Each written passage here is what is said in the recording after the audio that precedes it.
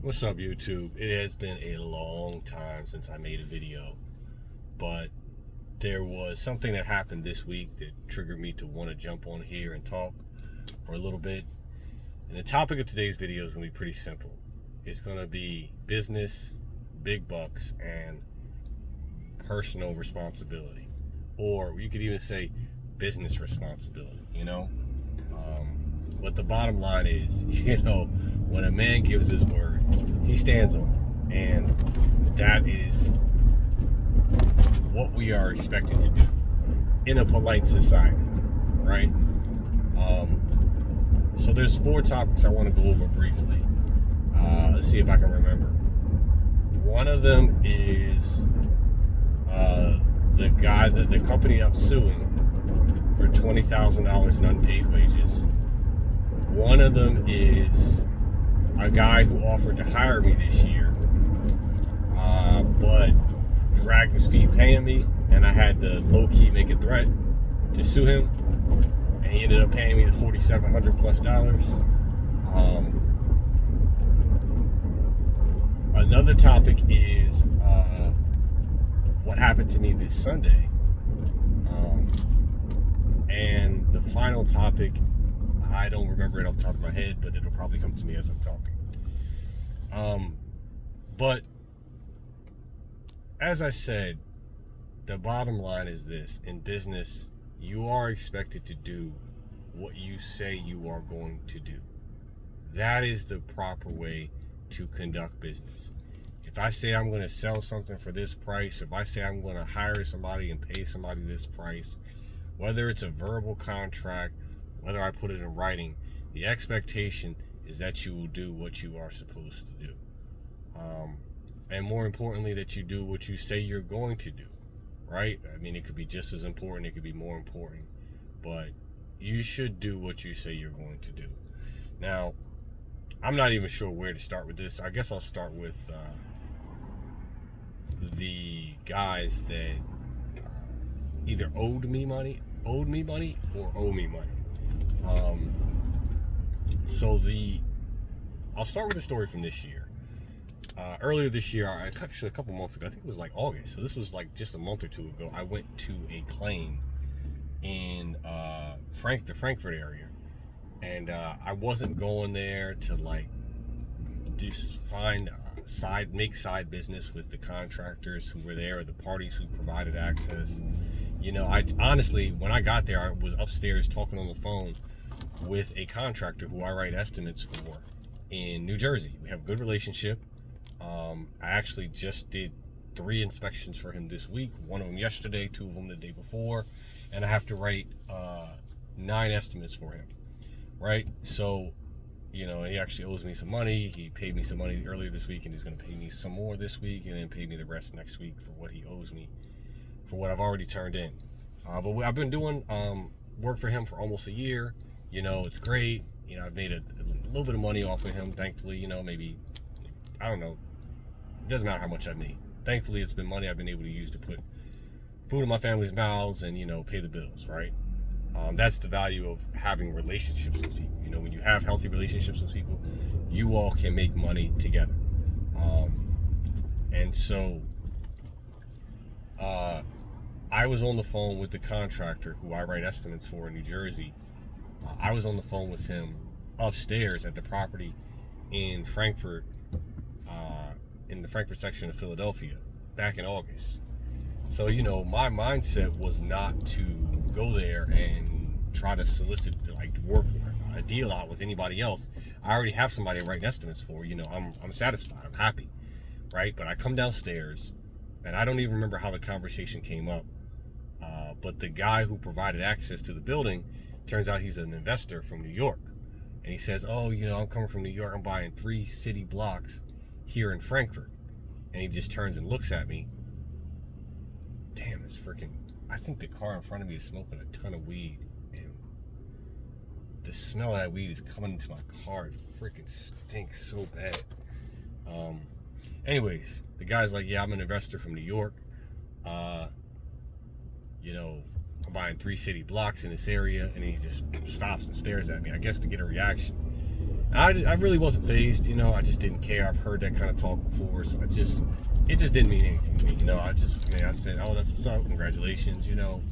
At a certain point, you know, you're used to running into people who have money, different levels of money, and you know, you don't really care that much anymore. You're just there to do the job and keep it moving, right? But you know, somehow the conversation of like writing estimates comes up. I was like, yeah, I have a guy I write estimates for in New Jersey. I was talking to him on the phone upstairs. And the guy pats me on the chest like this. He's like, I want you to write, I'm going to hire you. This was his exact words. He said, I'm going to hire you to write estimates for me. I didn't offer this. I didn't say, oh, you're offering? Yeah, okay, I accept your offer. He just tells me, I'm going to hire you to write estimates for me. And he said, we're going to make a lot of money together. He calls to his business partner. He's like, hey, I forget the guy's name. I guess John or whatever. He's like, John, come here. He's like, remember that other guy we met in Philly? He's like, we're hiring him to write our estimates as well for appraisals. You know, property appraisals to tell us what the property's worth. You know, if you gut it and rebuild it, what's it going to be worth? You know, and he said, how much is that guy charging? And he said, John said, oh, the guy's charging 1%. He's charging 1%. And so the guy I'm talking to, whose name is Mike, says, yeah, we told that guy he's charging too little. We told him charge 2%. Now, in 10 years of doing this, I have never, as long as I've been working, I've never seen anybody say to me or to anybody, you know, you're not charging enough money. You need to charge double what you're charging. Now, if you can stand by that and you agree with it, go for it. You know, maybe you really do have money like that. I'm not against it. I think it's awesome, you know, that you're willing to pay somebody what they're worth. And if, you know, if I hadn't taken this guy at his word, I wouldn't have got the money that I got. So I decided to trust him, you know, and to say, you know, to see if, you know, maybe this guy is telling the truth. So he was like, we're going to make a lot of money together. He's like, do you want me to lock the door when I leave? I said, no. You know, I'll take care of it. You know, that was that. I go home. Takes me about a week, a lot of research, but I ended up writing the estimate for him. Wasn't that much. Came to like $240,000. And I say it wasn't that much because even though that's a good size estimate, I've written estimates for $500,000, you know, up to $800,000 before. So when I say it wasn't that much, I mean, you know, I've written bigger estimates. You know, that's not my first or second six-figure estimate. You know, 10 years, obviously, I've written some big estimates over in my experience. But you know, I wrote the estimate for him. I emailed it to him, and then after I emailed him, I sent it to him. I called him and I said, hey, I sent it to you. I didn't send you my invoice yet. You know, look it over, make sure you agree with it, and then I'll send you my invoice. So he tells me by phone and by text and by email that he's okay with the estimate, that it sounds good, and to send him my invoice. That was like, man, I don't even know. That was like the end of August or something, you know, that I sent to my invoice.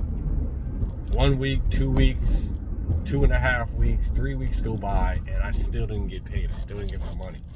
So I'm wondering what's going on, you know, and I'm honestly like so frustrated because there's, like I said, there's somebody else I'm suing for $20,000. That case has been open for a year. I had to wait a year because I missed the arbitration hearing window last year.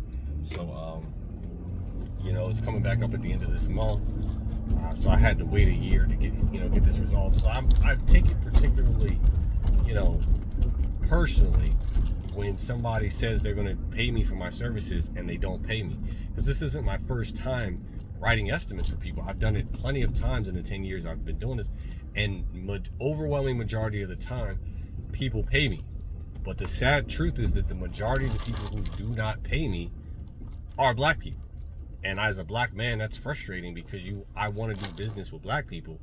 So to have, you know, someone that I'm trying to do business with stiff me on payment is very upsetting, because it's, you know, when it's a pattern, it shows me like, okay, it looks a lot of times like black people just don't want to pay. Not every black person, but some black people don't want to pay for the services for which they hire. They want to commit theft of services, and it's not every black person, but the ones that do it, it makes black people look bad, and it breaks the trust that, as you know, aspiring vendors like myself have working with, you know, black-owned businesses.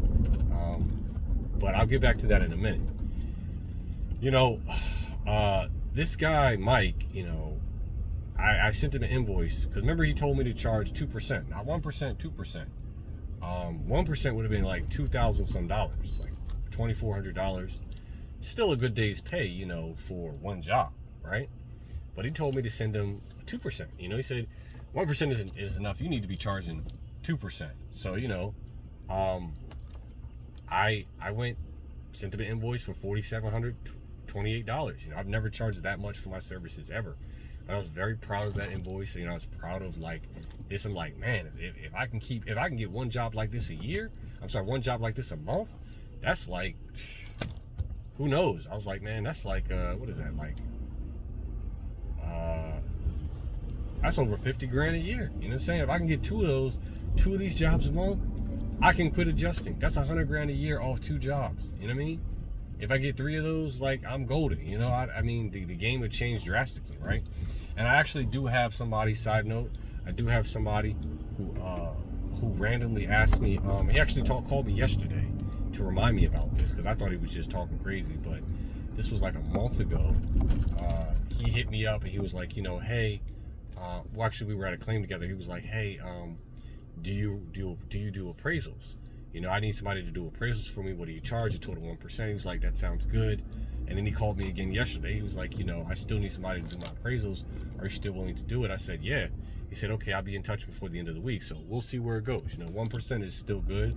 I could definitely, you know, I could definitely be happy with an additional, you know, $750,000 to $3,000 a month.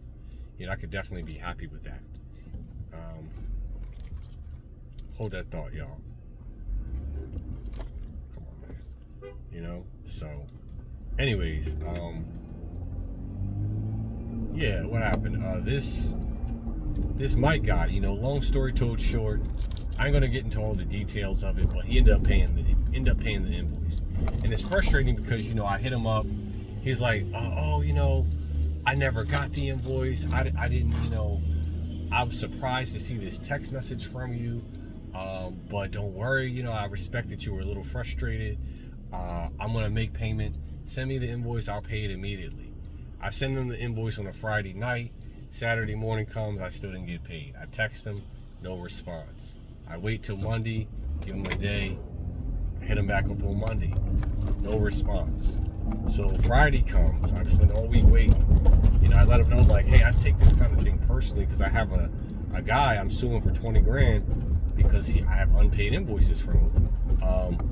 And the following Monday, I get, you know, a payment for half, $2,500. And the guy's like, hey, you know, he texts me, he screenshots the payment from Zelle. He's like, hey, you know, let me know that, you know, you got this, because I can only send half at a time. I was like, yeah, I got it. And then 3-4 days go by and he sends me the rest of the money, even though he promised to send me the other half the very next day. Now, I haven't heard from this Mike guy since he sent me the payment, and that was before the beginning of this month. If I never hear from this Mike guy again, so be it. It'd be sad that an opportunity to make money was missed out on, but as you can see, there's always going to be another opportunity to make money. People have needs and I have skill, and because I have the skill, people will randomly come to me and say, hey, I need X done, can you do this for me? You know, and if I'm happy with making $750, $1,000, $2,000, $3,000 per job, which a lot of people would be, you know, then there will always be a market for that. You know, as long as the market exists and I have the skill, I'm gonna get, you know, the opportunity for me to make money is going to be there. You know, and I'm not going to be upset with that. Eventually, I'd learn how to do what they're doing so I can make their kind of money. You know, people hiring me to do it. But for now, look, that money is good, especially with all these people losing jobs. Starbucks and Starbucks employees, IRS employees. That's just within the last couple of weeks. Those start seeing those stories. So I'm very grateful to have work. But yeah, man, I mean, I shouldn't have to chase you down. When you said that you're going to hire me, I didn't come to you and solicit you for work. I didn't come to you and say, hey, I'm good at this. This is why you should hire me. I didn't do that. I wasn't going to offer my services at all to this guy. I didn't go into that job with the mindset like, hey, I'm looking to make a new business connect or business partner or get a new client. No, I literally went in there to do this average job and ended up walking away with somebody who paid me $4,700+. And I ain't gonna lie, I'm very grateful that I made a lick. So let's talk about the second person. This is somebody who actually, he actually was the reason why I got my public adjuster's license a couple of years ago. And I didn't really make a lot of money with this company at all. I made less than $1,000 with this company. No, that's not true. I made maybe a couple $1,000, maybe like $2,000, $3,000 tops with this company. I did not make a lot of money at all with his company. What happened? Most of the work I did for him was writing estimates, right? And you got to think about something. If I charge 1.5%, if I charge 1.5% and I ended up writing invoicing him for $20,000, that's definitely over $1 million worth of estimates that I wrote for this public adjuster. He's gonna get paid a good 70 to 80% of that, right? He's gonna get a good 70 to 80% of that paid. So I'm sure that on the estimates I wrote, he got paid a lot of that already. But every time I went to him and said, hey, let me get paid, he'd say, oh, it's slow, oh, I don't have the money, this and that, but you're keeping your business doors open, This is somebody who I considered a friend, somebody who I trusted, I looked up to as a mentor, I had a lot of respect for him. And my wife used to tell me oh, be careful with this guy, I don't know about him. Should have listened to my wife. That's the fact. Should have listened to my wife, but I was ambitious. I was choosing a new, career path, and sometimes in business you get screwed over. But like I said at the beginning of this video, in business, there's a way that you should do things, and most people do. Most people pay me on time. 9 times out of 10, I don't have a problem with people who I do business with. But the sad thing is, the majority of the people who I don't have a problem with who pay me on time are not black people. It's usually the black people who give me a hard time, who don't want to pay, who make excuses, who, whose business or is ran sloppy or something like that, have a little nasty attitude, just black people in business, it can be frustrating. It can be very frustrating doing business with black people. Believe me when I tell you. But yeah, this court date, for the unpaid wages, I filed a court case last December, only to find out the arbitration window was October. So I had to wait a whole year to go to arbitration. And then I got a letter at the beginning of this month from this public adjuster who I'm suing for 20 grand, who I haven't heard from since freaking last year. I have the last text message I sent him, which was last November or something. And I haven't heard from this guy. And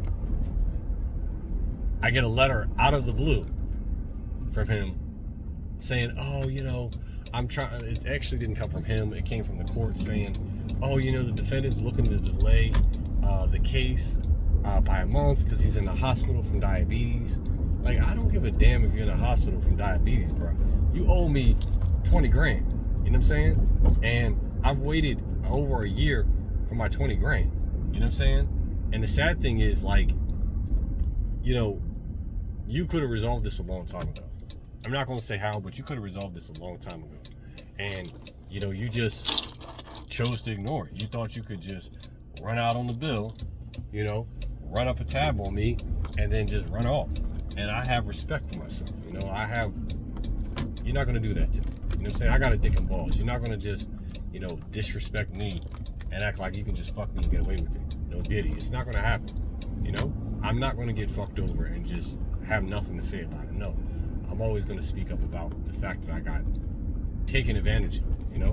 And I don't care if I got to hold on to the case for a year, 2 years, you're going to pay me what you owe. That's just how it goes. So, you know, I got a letter saying, oh, this guy wants to delay the hearing by a month. So now the hearing may be delayed until like sometime in November. You know, and I mean, for me, I'm like, all right, fine. You know, what's one more month? I can live with that. But I'm not going to take my foot off this guy's neck. He owes me money. He's going to pay me money.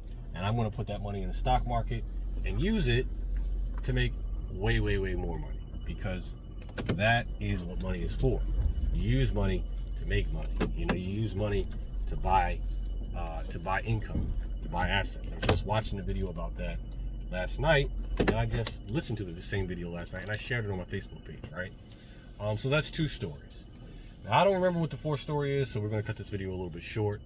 But there's the 3rd story is about the experience I had on Sunday.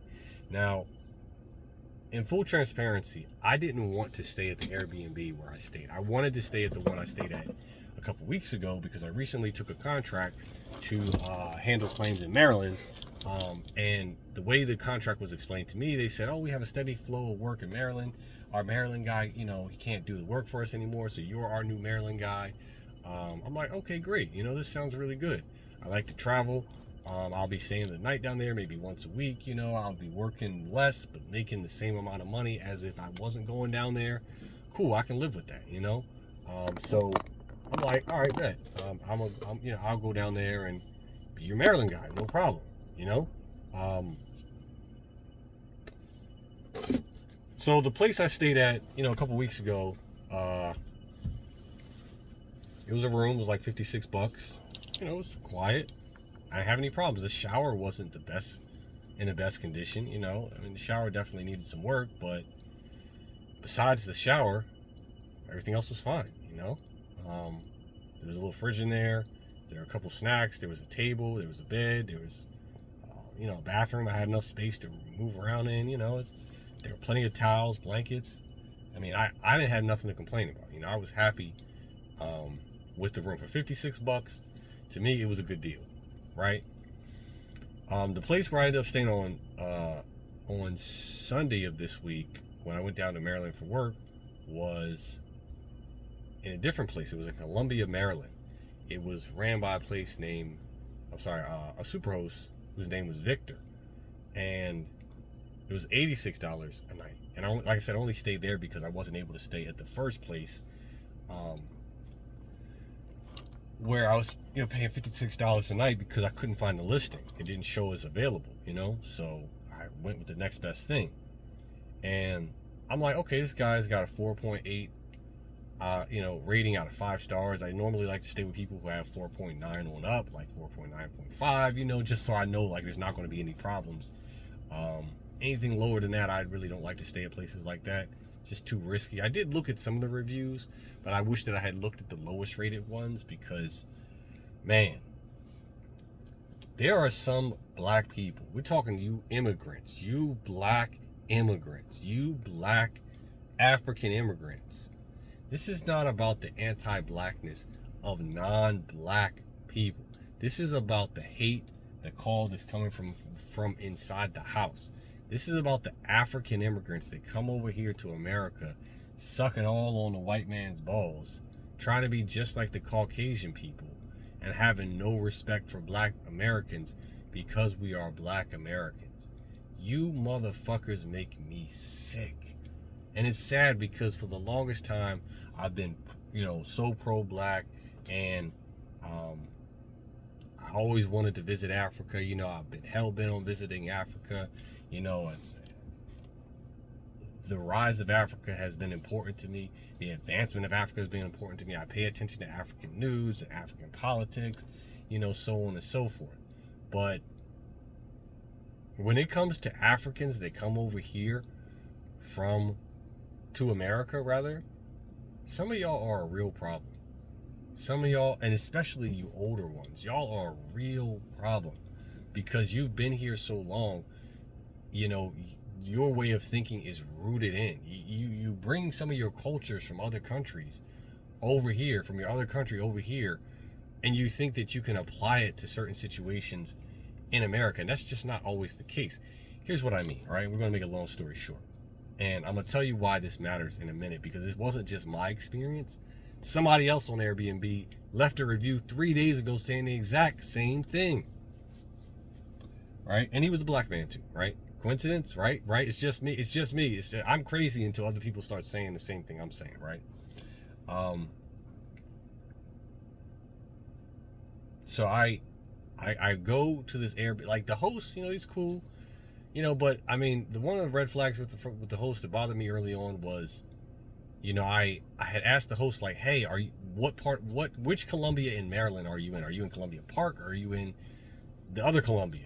Because I need the Columbia that's closest to Baltimore, because Baltimore is closest to home for me. I don't want to be in the Columbia that's an hour from Baltimore. I want to be in the Columbia that's 20 some minutes from Baltimore.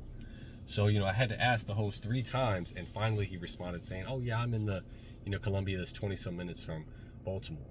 So listen, when you get to the Airbnb, you are given check-in hours or check-out hours. You don't have to check in at the check-in time. You check in after the check-in time. And with me, check-in was 3 o'clock and check-out was 12, right? I didn't have to be there at 3 o'clock. And to be honest with you, at 3 o'clock, I think I was still on the road. So I couldn't be on the road. I couldn't have checked in at 3 o'clock because I was still on the way down there to Maryland. I was actually on my way to Silver Springs. And then from Silver Springs, I went and got something to eat. And then I came to Columbia. And then the next morning, I went to Baltimore. And then I went home, right? So, or at least I was supposed to go to Baltimore. But the appointment got canceled because of the rain. So, here I am. I go to Silver Springs. I'm at this Jewish family's house. They actually used to live in this neighborhood where I live. Within like a mile or two of where I live, the mile or two radius. Used to live pretty close. We had a good conversation. They have a nice sized house. They have a finished basement, bathroom, 2 bedrooms in the basement. Nice family. Nice couple. Chill. They didn't police me and walk me through the whole house, while I'm there. I could have, who knows, but I'm a professional. When I go to do work, I'm honest. I do what I'm supposed to do. I'm polite. I'm helpful. I give people useful information and I leave. Sometimes I make a friend, sometimes I don't. But, I went there, I did my job, and then I had to get something to eat, right? Because I've been on the road all the way to Silver Springs. It's nighttime. I need something to eat before I go to bed. I go to Silver Diner to get some dinner. I'm at Silver Diner. The host is like messaging me. He's like, hey, what time are you going to get there? My parents are at the house. They're waiting on you, to arrive. I said, well, I'm at Silver Diner, like about 11 minutes away. I'll get there, once I'm done eating. Because in my head, I'm like, I ain't got to be there at a certain time. This ain't, what the heck, man? Like, this might be your parents' house, but I'm the guest. I get there when I get there. So I get to the house. I park on the street, because I don't think I can park in the parking lot. I get to the house. I park on the street with there's other cars parked on the street. So I'm like, all right, I'm good. I get to the house, and I ring the doorbell, and this older man answers the door, and he's, immediately like a red flag goes up for me, because I'm like, all right, man, this guy's acting all like super cautious. He's not like, hey, welcome, come in, welcome to the Airbnb. He's like standing at the door. So I'm like, can I come in? I'm the guest. And he's like, oh yeah. He's like, what's your name? I said, Andrew. He said, okay. He's like, oh, he told me you were going to be here at 7 or 8. I was like, well, I was on the road. I get here when I get here, So he's like, are you okay parking on the street, or do you want to park in the parking lot? I said, I parked on the street. Other cars are parked on the street. I'm going to stay on the street. He's like, I want you to park in the parking lot. He doesn't get to tell me where to park at. But this guy was acting like he was not going to move out the way unless I moved my car, which is just insane. Like, my car is not renting an Airbnb from you, my dude. I'm renting an Airbnb from you. I was pissed the hell off with this guy. But, and I just met there. I just freaking got there. Like, normally, when I rent an Airbnb, I interact with the host. But this time, I'm dealing with the host's parents. So, the host says, oh, my parents are staying there. I only saw the dad. I didn't see, you know, the parents like I was told. I only saw one parent, whatever. So I get there, I see that it's an African immigrant, you know, who is the or Caribbean immigrant, whatever he was. I don't care. He was some kind of variant of African immigrant, right? Um, and he's, you know, they're staying at the house, fine. So the host is like, "Oh, your shoes go here." All right, no problem, whatever. But I mean, at that point, like he's talking to me as though I'm at a boarding school or at a jail, you know what I'm saying, or like a prison or something. Like you're not talking to me like I'm a guest. You know, I never had this kind of experience when renting any place, and I was not happy about it at all. I was very angry about that. He's like, "Oh, your food goes in that small space in the fridge," and so I put my food in the fridge because you know I had leftovers from dinner, and I'm tired. I had a long drive. I'm just trying to get upstairs. I gotta work. And the guest, you know, the host's parent, he's like, "Are you okay?" After I put my food in the fridge. In my head, I'm like, "You don't care if I'm alright, and that has nothing to do with this experience, bro. I don't know what you're talking about. Like, maybe he saw I was upset. I don't care. You know what I mean? But I was very angry because this guy's like fucking with me for no reason. You know what I'm saying? Being super unprofessional. And what happened? That's when the host dad was like, "Now we're gonna go upstairs." Okay. I mean, I didn't know whether the Airbnb was downstairs in the basement. I didn't know if it's upstairs. I have no idea. I've never been here before. I have no idea where it is. So we go upstairs. These rooms, it's like these four doors. You know, they're got these doors are like super small, not normal size doors. They're like super small, narrow doors. They got these letters on them. You know, I'm like, oh man, this is awkward, bro. This is like a straight up boarding home. You know, but you know, I go in the bedroom. The bedroom's, you know, it's a nice size. The bedroom's like 14 feet by 11 feet. You know, I measured it. You know what I'm saying? Because that's what I do for work, right? So you know, you know, it's got a bathroom in the bedroom. Like you know, you open the bedroom door, um, and the bathroom's right there, right next to it. You know, so okay, cool. I mean, bathroom's clean. I got no issue with that. You know what I'm saying? There's a TV. There's a closet. There's a desk, a computer, a desk chair. It's forced air, you know, cooling. There's a ceiling fan. Nice size bed, queen size bed, you know, so it's low to the ground, but I mean, it's carpeted floor. I don't really have any reason to complain, right? Everything's good, you know, so, um, you know, the guest, he's telling me like, oh, the instructions for the, you know, Airbnb are right there on the door. Do you see them? I was like, yeah, I see the instructions. You know, so I can read. You know what I mean? So he looks at me like confused, like, you know, and then he's like, "You see the keys? You ready to grab the keys for me?" He's like, "If you need to unlock the door, you get locked out. This is how you unlock it." Like, bro, I don't need you to explain to me how to unlock a door. I'm not going to lock myself out of the room I'm in. You know what I'm saying? He's like, "Are you planning on going out tonight or are you staying in?" Like, that's none of your fucking business if I plan on going out or staying in. That's completely my business. It has nothing to, I've paid. I'm free to come and go as I please, bro. What the fuck are you talking about? You know what I'm saying? But I'm in somebody else's house, so I'm just trying to keep my cool. You know, he's like, the laundry bag is right there behind you. You know, just put your stuff in the laundry bag when you leave. All these instructions were already on the freaking door. I'm sorry, on the chalkboard, you know, the whiteboard. You know, I didn't need this guy to explain shit to me. I just drove hours to get down here. I can see I'm fully competent. I'm a professional. I'm a small business owner, husband, father. I don't need you to talk to me like I'm a fucking child. And I'm a grown man. I don't need you to be out here talking crazy to me. But that's the thing about some of these African immigrants. They think that they can just talk to Americans the same way they talk to people in their home country. And that's not fucking reality. You know, I don't really have too many interactions with African immigrants.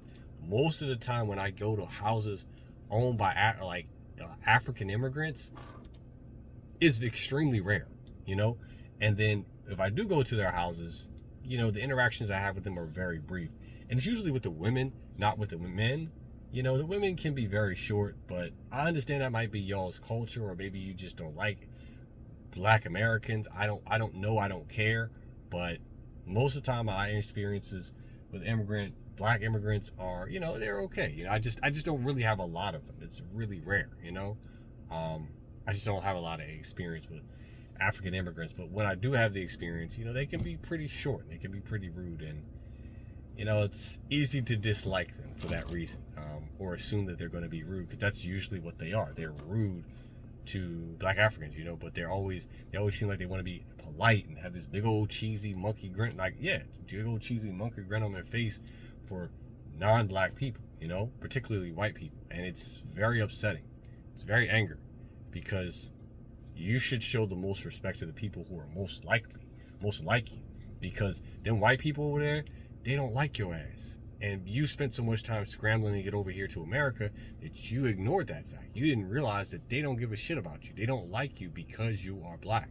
They don't like you because you are a black person, because you came from, the motherland. They don't like you because maybe you have more money than them. And you don't realize that in this country, you're just like me. You may delineate and think that, oh, I'm not black, I'm Jamaican. I'm not black, I'm Haitian. I'm not black, I'm Costa Rican. I'm not black, I'm Ethiopian. In this country, you're just like me. And that's the thing that they don't get. It's the self-delusion that pisses me off. Them lying to themselves and not really realizing who they are in this country to other people, to the people that have the most power. But to wrap this up, I didn't even come out my room that night. I was so angry. I told my wife. I was so angry I couldn't even go to sleep without calling Airbnb to file a complaint. I had to do something to bring my peace back, because I could not go to sleep without venting and getting that off my chest. I had to find a way to make this host and his parent pay for what they did for me. When I went there, that host had when I rented the place, the guy had a 4.8 rating. Because of my review and the review that got left after him, he now has a 4.77 rating. A lot of people are like, oh, it's only, 0.3 points. It's not that big of a deal. Like, he didn't suffer that much. Or 0.33 points. It's not that bad. Like, what does it matter? Or, maybe we'll say like 0.23 points, whatever. The point is, when people do wrong, you got to hold them accountable for it.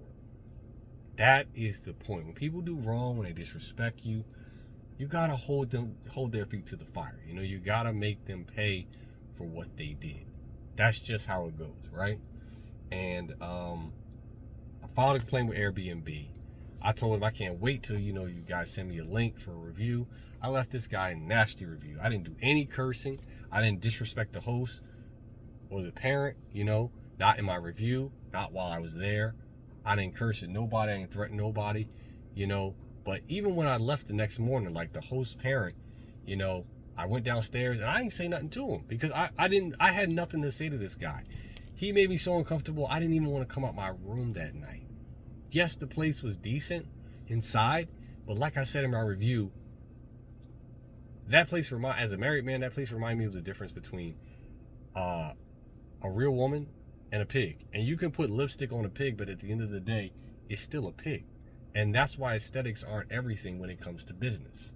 Aesthetics aren't everything, because if you're not giving good customer service to go along with the appearance of the place, then it doesn't matter how good the place looks. It doesn't matter how comfortable the bed is, how clean the bathroom is, how fresh the tile is, or what remodels were done in the place. It does not matter if the place is quiet.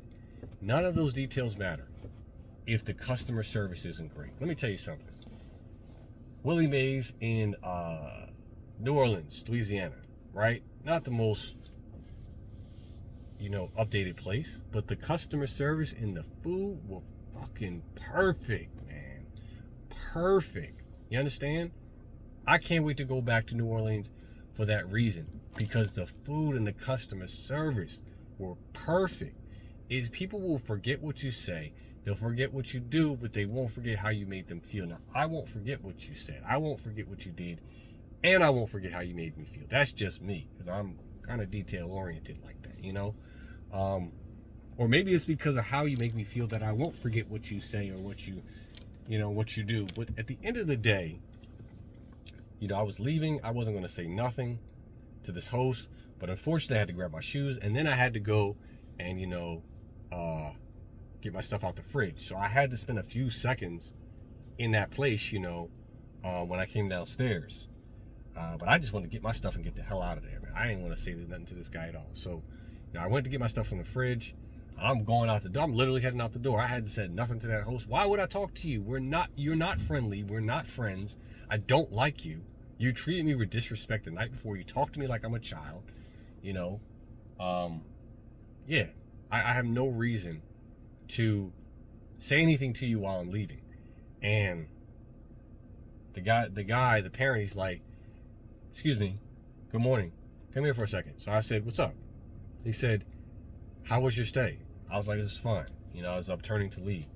He's like, okay, well, have a good day. And he goes back to his phone conversation. Like, I've had machines talk to me with more personality than this fucking African guy did. And the issue is not that he's an African. The issue is not that he's an old man. The issue is not necessarily culture differences. The issue is speaking to guests with apprehension, with disrespect, making them not feel welcome. And a lot of people say, oh, that's stupid people, like stupid people, right? Stupid people who get on here and who don't travel the world enough and just think that what they see is all that there is to reality. They take everything at fucking face value and they don't question anything, right? Because God said so, or whatever the fuck they believe in, right? Stupid people who probably aren't listening to this anymore because I'm cursing in my video, right? Stupid people, you know, they're gonna say something like, oh, that was just your experience, you know, maybe he was having a bad day. Like, I'm supposed to give a shit about that, right? They're gonna say, oh, you know, what did you do, you know, or something stupid like that, right?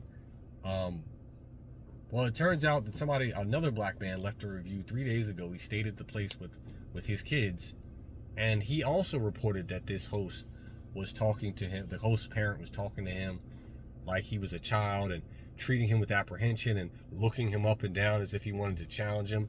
This is this guy's words. I don't know this guy. I don't know anything about it, and my review hasn't even shown up on the website. I called Airbnb this morning and said, why isn't my review showing up? Because I want other people to know what they're getting into. And I want this guy to suffer.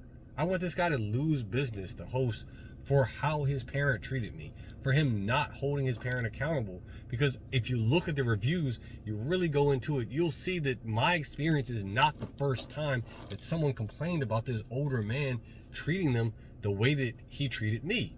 And after me, there was a guy who left a review saying, hey, this happened to me about a month ago. So my experiences are not unique to just me. You know, they have happened to other people as well. It's a pattern, it's a culture. And the host is always just like, well, I made the money, who gives a fuck? You know what I'm saying? Oh, well, who cares? You know, deal with it, motherfuckers. Like, and I told the host in my private message to him, I said, if you don't get a handle on this, your Airbnb rating is going to continue to slide. And I made sure that I put in my review that I would never stay there again. I put that I hated it because I wanted people who read my review to be like, damn, I ain't staying at this guy's place. But I don't want them to just be like, oh, this is just somebody who has a personal vendetta against this guy. I don't fucking know the host. I don't care about the host on a personal level. I don't, you know? I care about when I do business with you, are you doing what you say you're going to do? Are you making me feel welcome?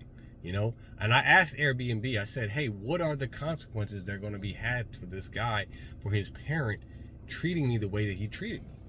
And Airbnb said, oh, it could be up to account suspension. You know, I'm not really on that team, but, you know, we have ran this up to the highest levels we possibly could.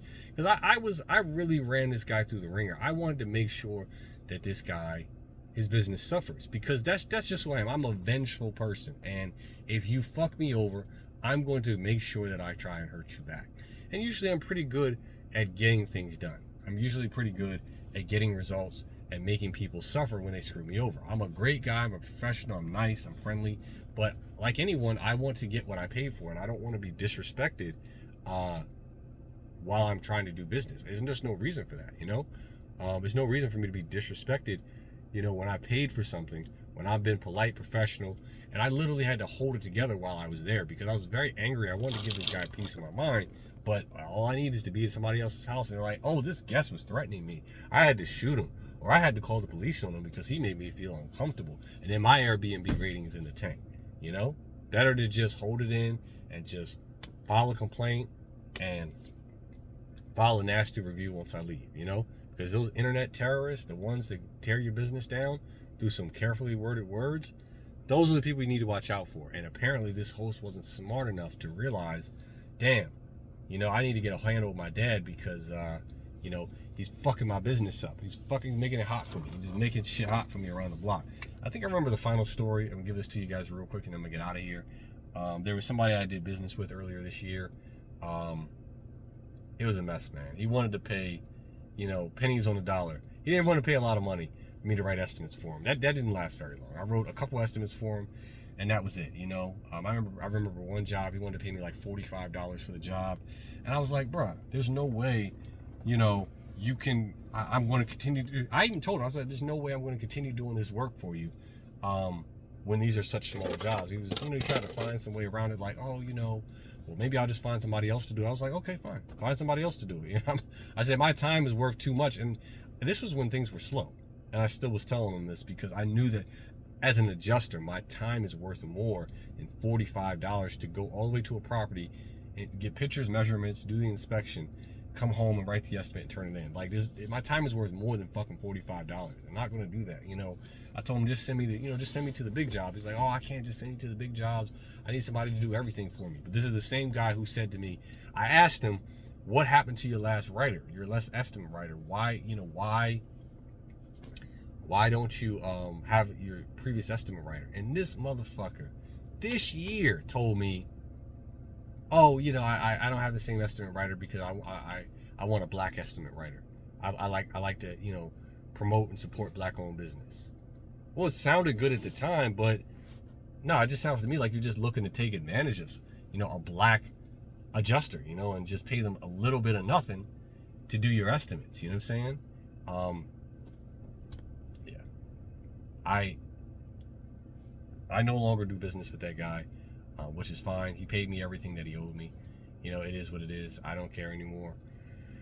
But I will say this, you know, when it comes to doing business as an adjuster, it's sad because it seems like always, you know, the white people always pay me what they owe me. And, you know, it's always the black people who are, you know, trying to stiff me.